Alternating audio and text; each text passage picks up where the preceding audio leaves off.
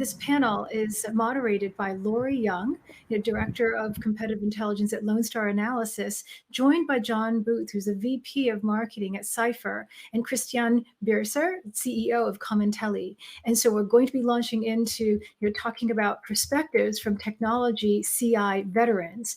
And so these are folks who've been developing the tools that we've been using. And with Laurie's help, we're going to dive into their experiences, gain some insights, and take a look at where we go from here. So I'm going to turn it over to you, Laurie. Thank you. Cynthia, thank you very much. And everyone listening, thank you so much for participating. Happy October 27th. So it's my honor and pleasure to facilitate this panel of seasoned veterans. I'm the Director of Competitive Intelligence at Lone Star. I've been doing competitive intelligence for over 35 years and have been using these tools for a long time. So I'm very excited. I'm going to let both John and Christian introduce themselves. John, if you'd like to introduce yourself. You're muted, John. Thank you. I actually saw a very clever mug that one of our vendors had where one side had their logo, the other side said, "You're muted." So, my name is John Booth. I head up our marketing team here at Cipher. Cipher is, of course, a consultancy, and also we have a software tool, Knowledge 360. Been in the CI world for almost 5 years now, and prior to that, a great deal of marketing and sales work. Christian? Well, hi, everyone. My name is Christian Bjersrér, and I represent Comintelli here today. We're a software company that's going on more than 20 years. Personally, I've been in the CI business for about 25 years, and both as a practitioner and consultant, and also, of course, now in the capacity of a software provider. Christian and John, thank you. So this panel is exceedingly unique because we're all used to getting the perspective of practitioners and analysts. We're not used to hearing from vendors who support us and provide invaluable technology.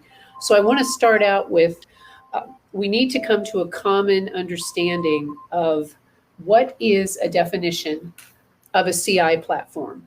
And John, I know you've offered one up. Do you want to lead with that one?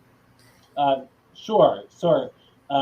So I find that using a resource like a Forrester or someone along those lines provides something that's very adequate, and I can just read here what we've jotted down, which we look at a CI platform as any type of tool that supports either market and or competitive intelligence workflow end to end.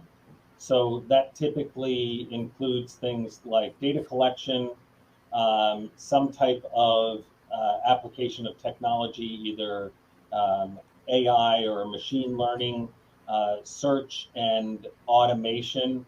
That automation could be tagging. And then within that platform, there should be also the ability to distribute or share information that has been collected. And lastly, ideally, you'd want a collaboration tool or some way of collaborating, connecting with other platforms, other tools. So you want to collect it, you want to apply technology to it, you want to be able to distribute or share it from the tool and integrate or collaborate with it. Thank you, John. Christian, why are MI/CI Pro platforms also different? Well, that's a good question, and I think that I fully agree with what John said there as well. Is that I think there are a couple of different perspectives here when it comes to what is a CI or MI platform, and many of them are sharing what John said, which is kind of a broader scope that supports the entire CI process.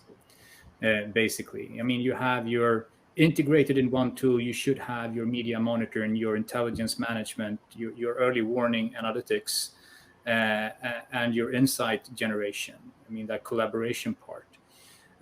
So that is what I frequently get, is that for some of our competitors, prospective customers will say, you are very similar. And we are, because we share that same kind of idea of what a CI system is.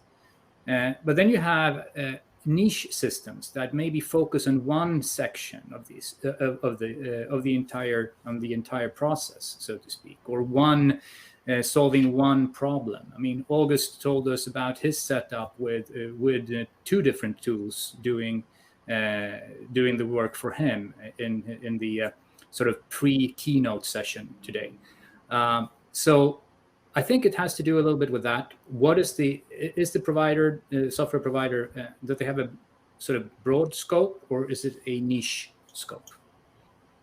No, I appreciate that. And the other thing that my experience has been as involved in Skip and going to the exhibition halls when things were in person, every vendor, we're AI, we're ML, but nobody can say why they say they're AI or ML, or how are they AI or ML. So John, you want to attack that one?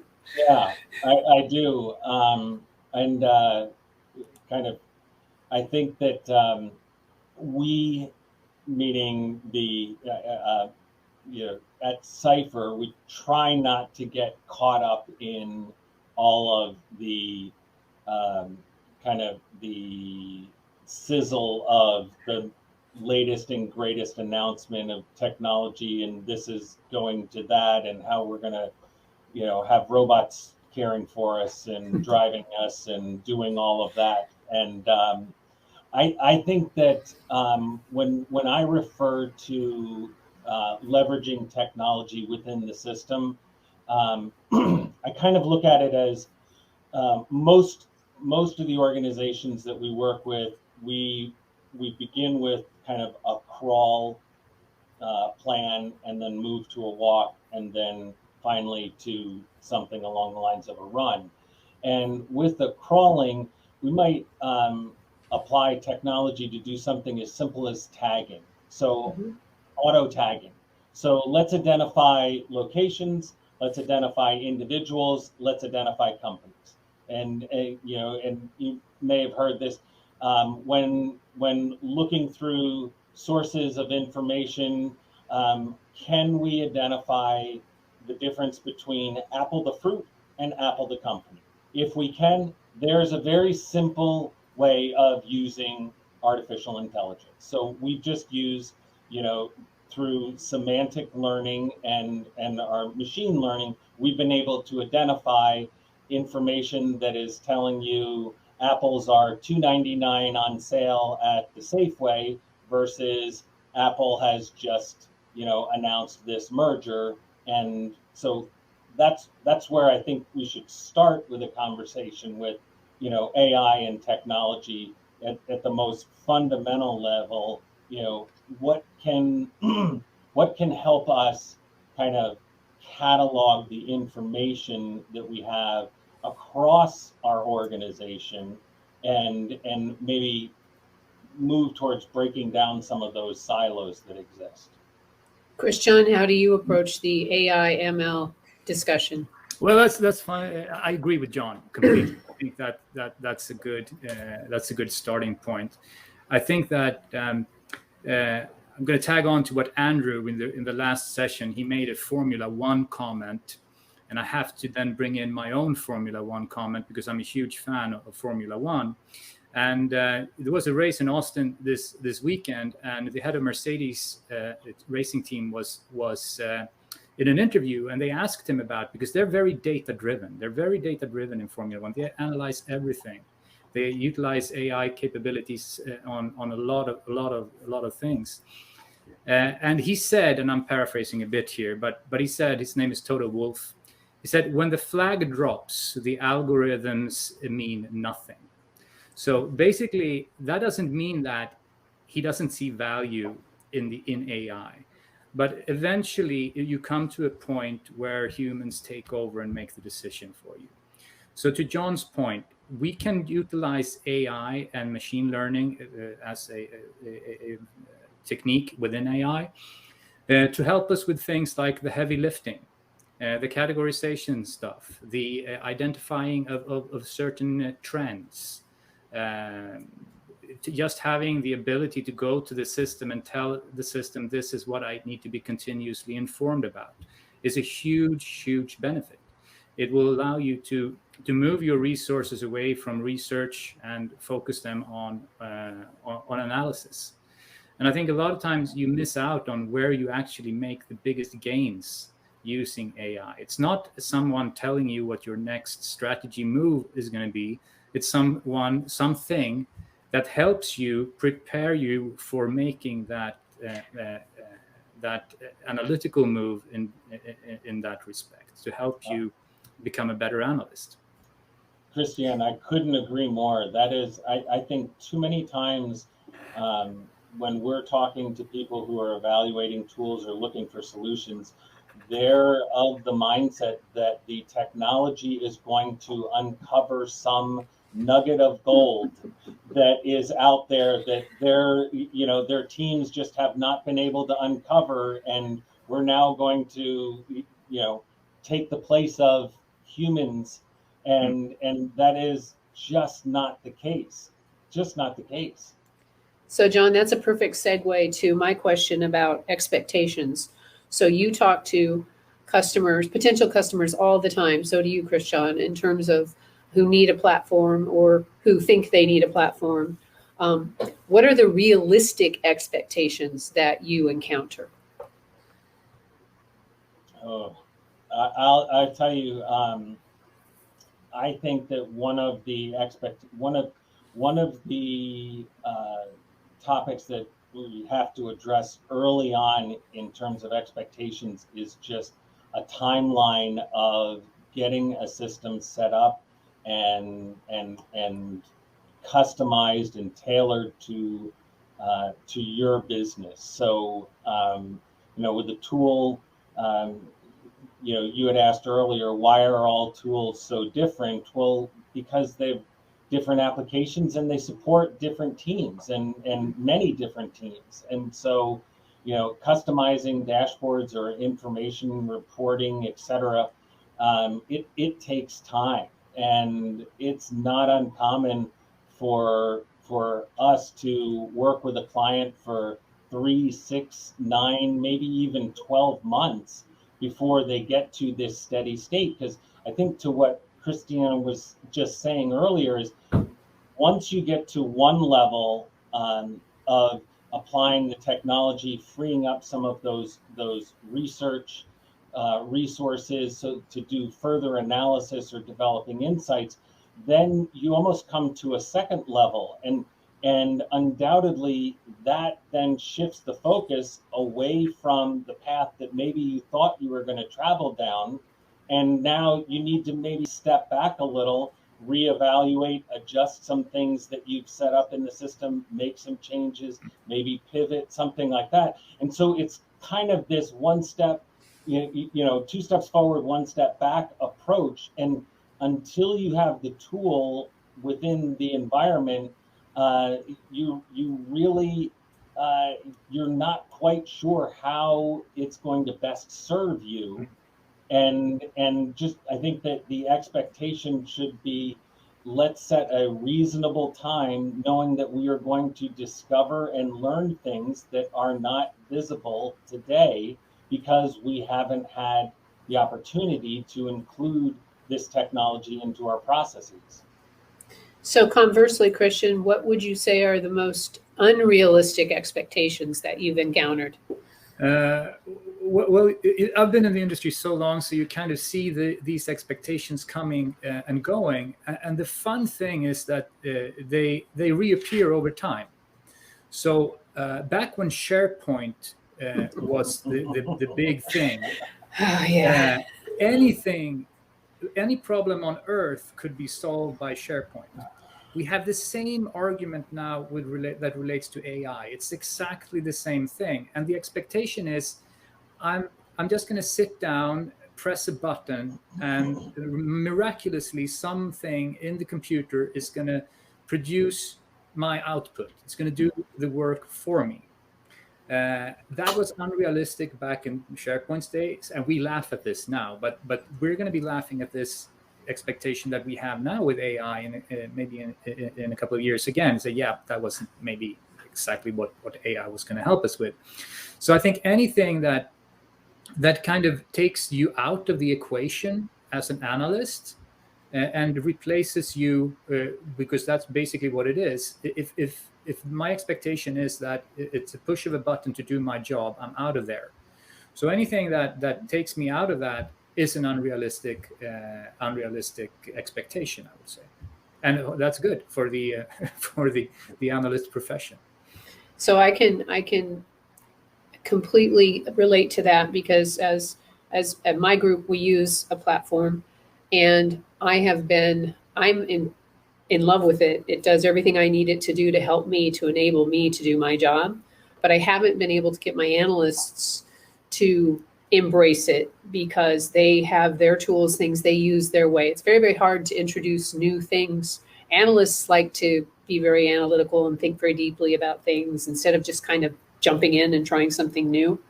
What's been your experience, John, with clients that you've worked with, getting groups to embrace the tools? Yeah, I think that starting with those quick, easy wins, and I think that depending upon your organization, you can approach this in two different ways. I know that one approach would be looking at different groups that might benefit from the use of the tool. And so you hear a lot of teams or tools focusing on enabling salespeople, helping salespeople, win more deals or close more business or improve win-loss percentages, and all of those are critically important to the health of the organization. They also have the benefit of having relatively short cycles. So depending upon the product that you're selling, it could be days, weeks, even some of the more complex enterprise tools or solutions might be months or a year or more. But in the scale of things, when you take that and compare it to a corporate strategic team and where their focus is, and they're 3, 5, 10, 15 years out, it makes sense to, okay, let's take a look at how we might be able to help the sales organization, and what would be a relatively light lift to help them. So look at the organization, look at the teams within your organization first, and then look at the activities. One of my favorite wins is, it's amazing when I talk to CI teams, almost to a person, they all acknowledge that there is so much more information within their organization that they simply don't have visibility into. And so two super quick wins are, we all have Google Alerts set up. We have to filter through the noise and everything, but everybody's, you might have 2 or 3 different Gmail accounts, and they're going into an inbox or something like that. All of that is great. You're getting, leveraging the power of an engine like Google, but there's no visibility outside of your inbox. It's so you're not sharing that with your team.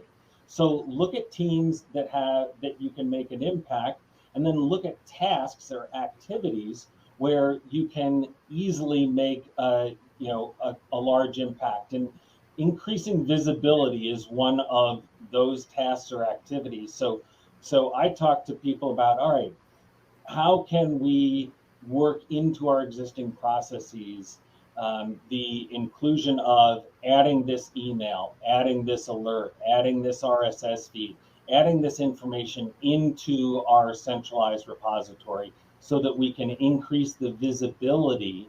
And then, to the point that we made earlier, then let the analysts and the researchers mine that and uncover those nuggets that they've been there the whole time.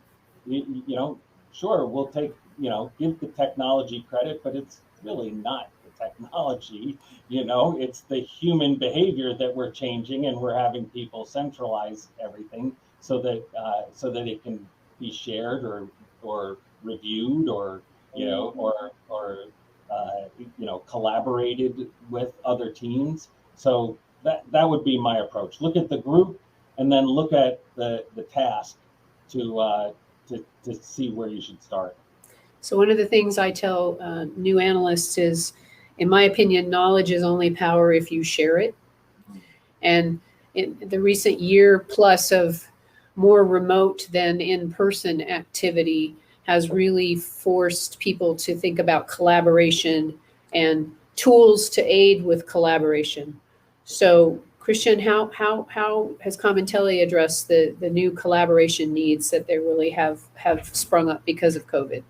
I just want to quick address one more thing before we leave the previous topic, and that is that I think it's very important for analysts. I mean, you mentioned that you have your team might be kind of set in their ways, but there's a huge benefit to John's point of the increased visibility also for the analysts themselves within the organization. Mm-hmm. If you're just working in your team, and imagine if you could suddenly be more well known within the organization, and that expands your area of networking. You become more visible, and you are much stronger in your position than you were before. Now, with collaboration features, I mean, for us, collaboration has always been a part of our solution. I mean, what we put into insight creation, we work in 4 sort of feature areas where you have your basic media monitoring, your intelligence management, your early warning analytics, and insight creation. And insight creation is basically collaboration at a higher level, where you as analysts are able to work together. You might not be able to sit in the same room, but you can still work on the same report. So this, I think, is going to be crucial going forward. I mean, we're seeing people making this distance working more permanent, or companies doing that. So you're just going to have to probably realize that this is kind of a new normal. And for many people, that's the old normal as well, because an analyst team could be spread all over the world. We have many customers that have teams that are spread out through Europe, the US, India, and whatnot. And how they get their calendars together baffles me, but they do, and they work together on producing high-level insights. What about you, John? Has anything changed with COVID? It has. We moved Microsoft Teams up the integration list with the adoption. We'd always had an integration with Slack, but I think COVID certainly accelerated the need for a Teams integration. But I am outside of work. I'm someone who enjoys fishing, and I say all the time, fish where the fish are. Meet your teams where they are. Meet them within the tools that they're using. If your sales team is using Salesforce, share your insights and collect your data from Salesforce. If it's Tableau, make sure that you're integrating and connecting with Tableau. Slack channels for your product dev teams, etc. So I think that for a tool to believe that it can exist kind of in a standalone state, it's just not a realistic, that's certainly not a solution that I think has any length or longevity to it. I agree with that, John. I think that's also something that we're going to see. I mean, integrations we're going to see more and more of integrations. And I think that we also must make sure that we also understand that there's a world outside our company, but there's also something inside. The internal information must be treated the same way, basically, that we treat input from the outside. So connecting to the CRM systems. There are so many of these. SharePoint, of course. There are so many of these other systems where intelligence resides within a company that we also must tap into, and that's through integrations. Well, and John, to your point about quick wins, when I mentor single practitioners who are one-man bands, I tell them to find out what their boss is interested in, and then start sending him or her things that are relevant. They may see them already, but you want to keep yourself top of mind. And you'll start a dialogue where they start coming back and start commenting on things. And that's exactly where you want to be, because that's how you build your own brand.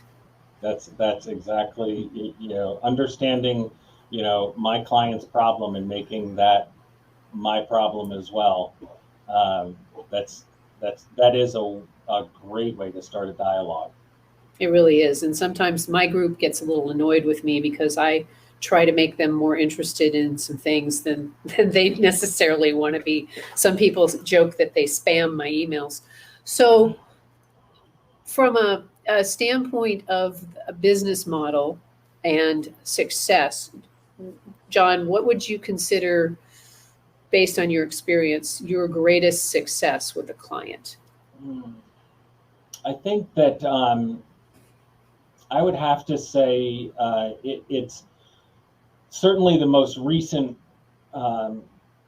success that I think really transformed an organization was during COVID. And so we worked supporting an enterprise CI team within a very large insurance carrier. And we've been working for several years with this team and helping them build out their program.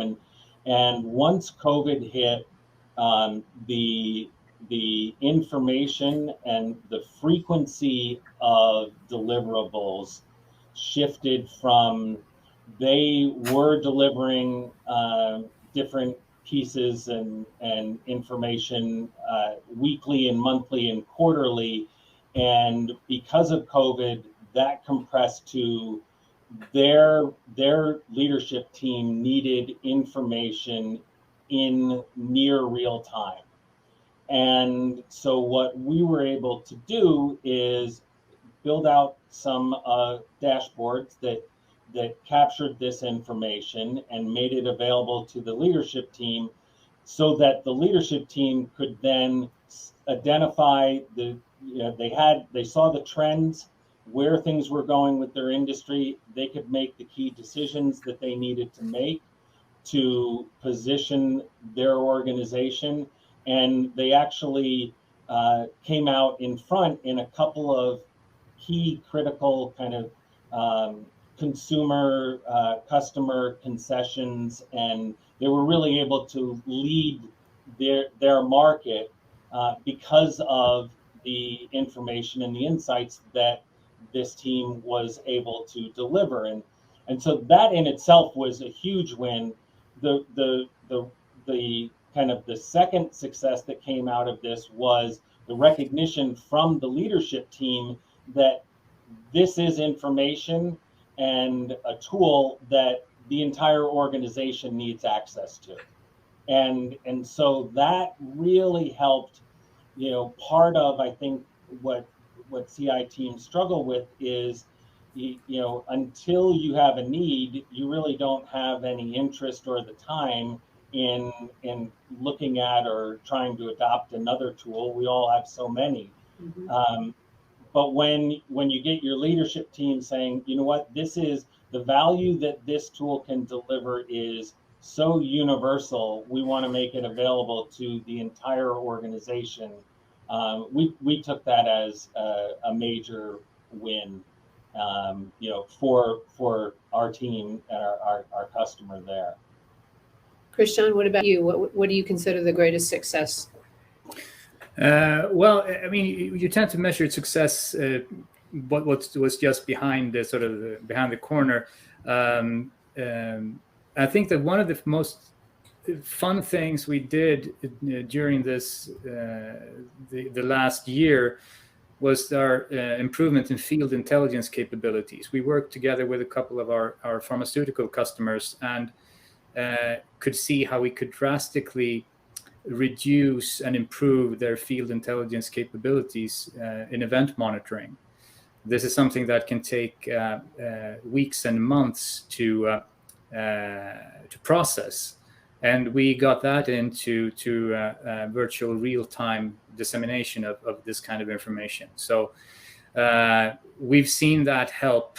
I mean, product managers in the pharmaceutical industry to make some serious investment decisions based on this, and that is kind of a fun thing to see.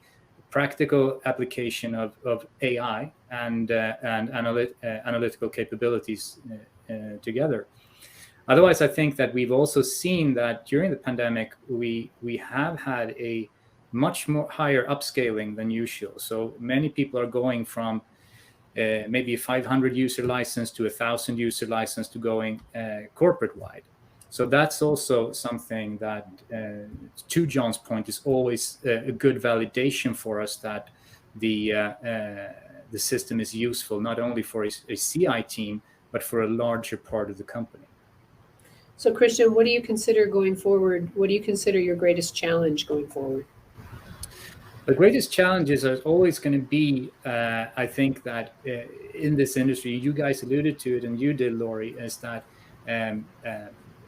the adoption of CI in companies and the way that you get your system out to a broader audience. Because the challenge is to bring that out from a small select group and basically empower a larger part of the company to get CI, get the intelligence they need to make their decisions. Not everyone is a decision maker on a C-suite level, but almost everyone in a company is a decision maker, and they need decision support. And that, of course, is the challenge. Yeah. How about you, John? I would agree. Your information and insights has zero value if it is not used to help make decisions. So that, and I think that will always be a challenge. I believe that the kind of the next great challenge that CI teams are going to face is what I call the specialization effect. And it seems like organizations are outsourcing, or what I would call out-tasking, specific work to specialized organizations. So companies that focus on very niche tasks or activities. It could be event attendance. It could be specialized research. The need, and we've seen this in life sciences and the pharmaceutical industries particularly, is just the need and use of third-party partners is growing exponentially. And I see the next real pain is folding that into the CI team's kind of purview. So, not what it's very easy for us to excuse or to relax a process if we're using a third party, but using that third party and not incorporating that information or the insights and the intelligence that we can gain from what we're learning through these third parties puts the CI team at a real disadvantage. And I think what's going to end up happening is that CI teams are going to spend a great deal of time trying to collect this information from these special third-party partners, and it's going to be this hidden drain. And really what's going to happen is you're going to see teams that made all sorts of gains by leveraging technology in this one area.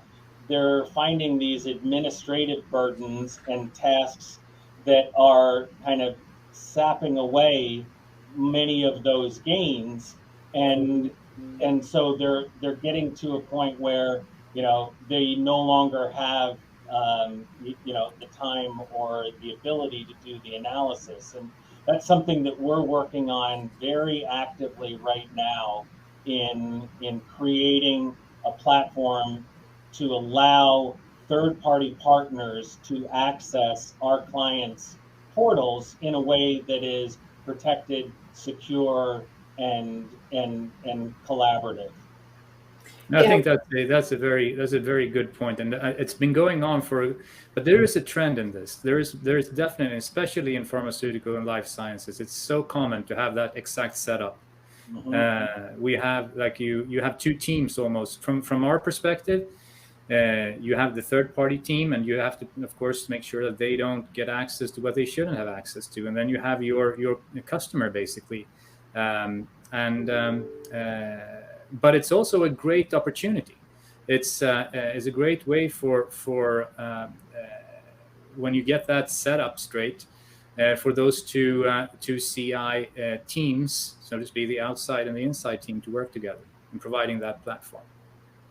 So, John, that's interesting, because I work mainly in the aerospace and defense world, and we're having clients come to us asking us to help them in kind of a new environment, just help them figure out business models for activities that in the past have been very standard. And now, because so many things are becoming commoditized and commercialized, the A&D guys are looking at, well, we want to play in this area, but we're not sure we're doing it the right way, and we're not as efficient. Can you help us? And that presents challenges, because that's not our expertise. So we have to find the right data, and we have to find the right people to help us with that. Right. Cynthia has a really good question: is how can practitioners gain trust in all the technology and all the platforms and all the tools and all the systems, so that they know that they're being adequately supported as they, try to predict what's going to happen, provide insights, and help companies with strategy? How can they gain that trust? That's a very good question. That's why it's from Cynthia. You want to start, John, or should I go? You want to start? You're throwing it back to me? I'm throwing it back to either one of you. 30-year veteran.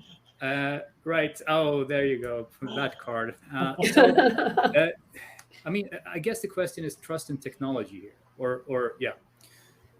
So the problem is that you're never going to be 100% sure, of course. But what you have to do is you have to make when you choose your software, CI software vendor, you have to go through your due diligence.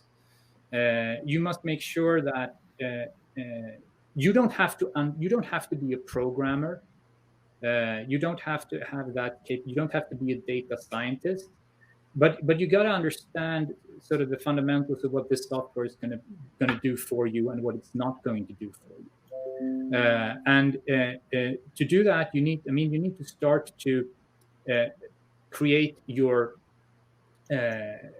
spec sheet, basically. What do you want this software to do? But what I would like to urge everyone is also to listen to the Johns and the Christians out there, because we do have a lot of experience, and it's probably so that we've encountered similar problems that you're encountering now.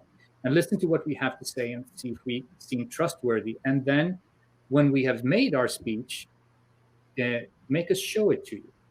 I mean, if we say we can do it, we should be able to show it to you. And if we are not going to be able to do it, we should be able to tell you that. I agree. I kind of would think about this analogy. When selecting your doctor, I have the same general practitioner that I've had for the last 30 years.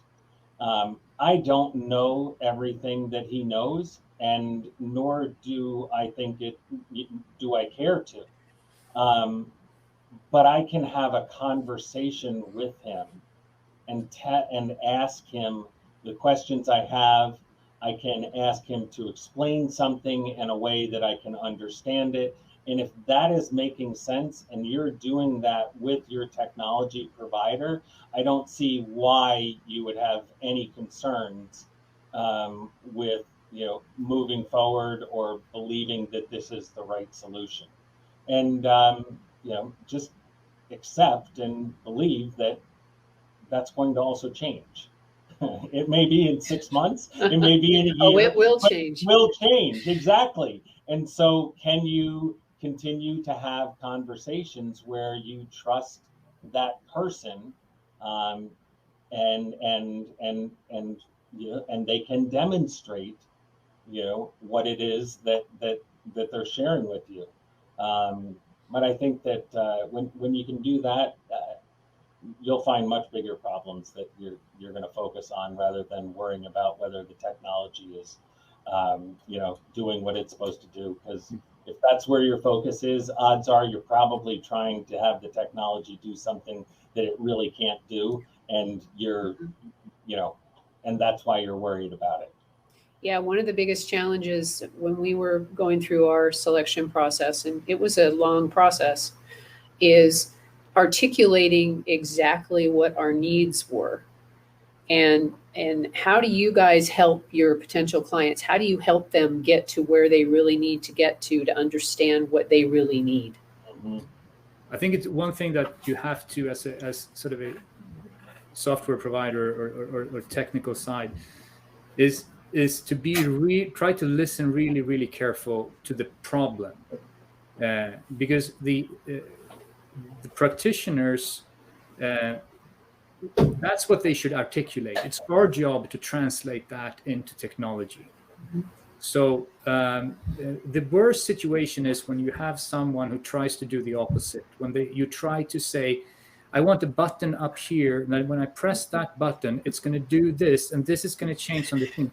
Well, okay, that's good. If you want to become a software developer, go ahead, with my blessing. But I want to know about your problem. What is it that you want to achieve? And if you tell me that, I'm in a much better position to try to give you some advice on how to do that. Because the chances are, even if we are unique individuals, each and every one of us, many times our problems are not. So there's a big chance that someone else has already encountered this, and we can benefit from that experience. I think that's I agree wholeheartedly that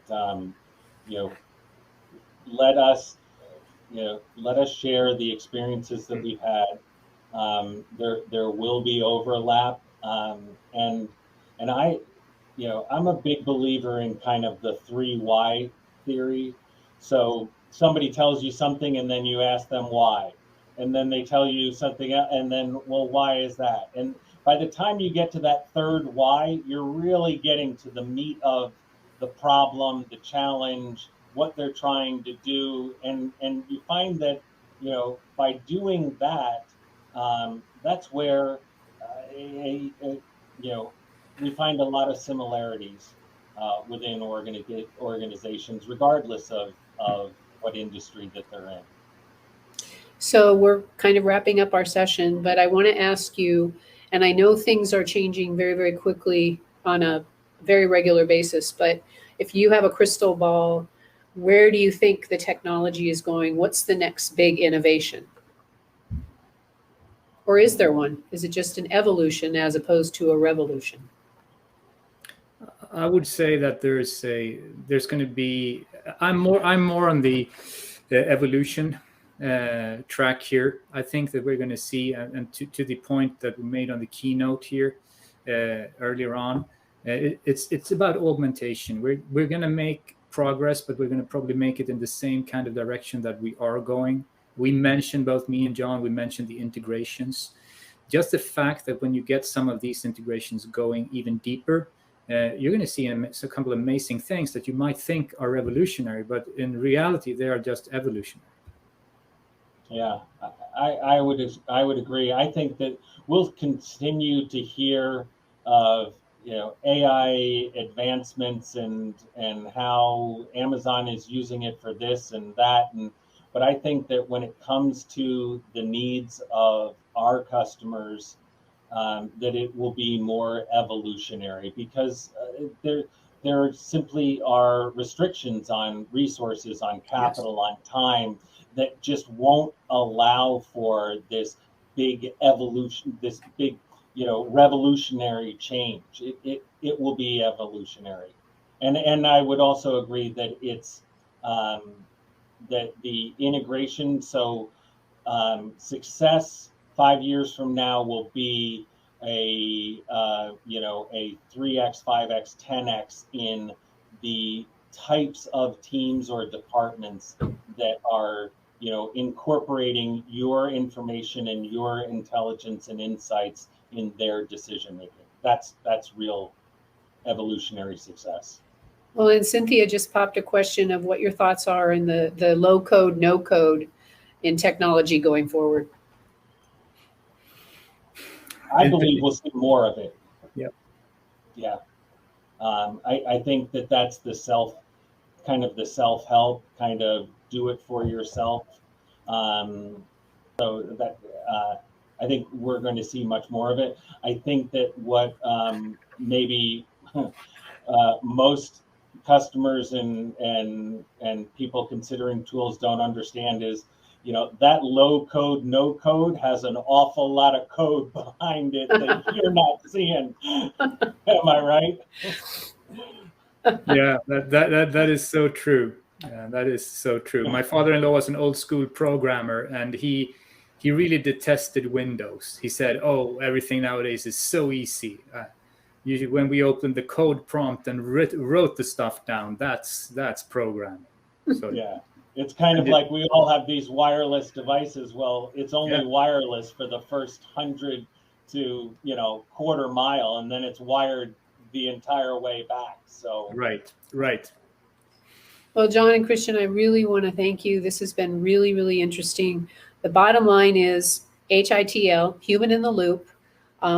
Platforms, tools, technology enables and makes analysts' jobs more efficient. But at the bottom is the analyst has to do the hard work. They have to do the heavy lifting. They have to do the analysis. They have to tell the story. They have to provide the insights. But I really, really appreciate your time. Oh, thank you. Thank you, Laurie. Thanks, John. Thanks, Christian.